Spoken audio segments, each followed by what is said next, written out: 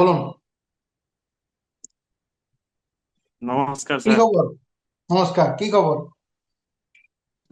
এই যে আমার শরীরে ঘন ঘন পেচ্ছাপ পেচ্ছাপ এত বার আগে টেনশন ওই কি আছে?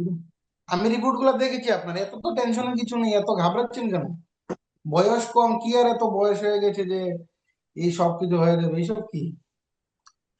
টেনশনের এই কিছু যে নেই, বিয়ে থা এত ঘাবড়ানো। বলেন।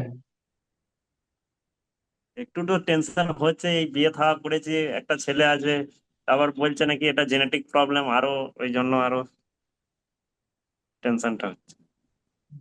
আমি একটা কথা আপনাকে বলে দিচ্ছি, আমি তো রিপোর্ট গুলো দেখেছি।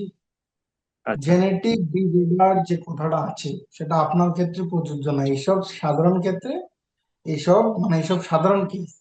বড় বড় কোনো কেস হলে ঠিক আছে, বলা যেত ঠিক আছে জেনেটিক ডিসঅর্ডার, আপনার জেনারেশন ওয়াইজ এসেছে, নেক্সট জেনারেশন চলে যাবে, বাট আপনার ক্ষেত্রে সেটা না।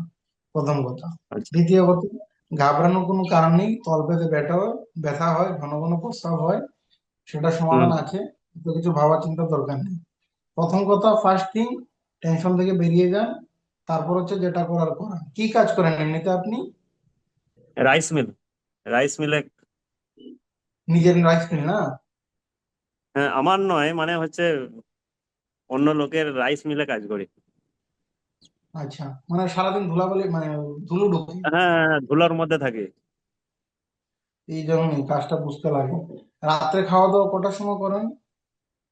এখন আমি হচ্ছে ডক্টর বিশ্বরূপ রায়চৌধুরী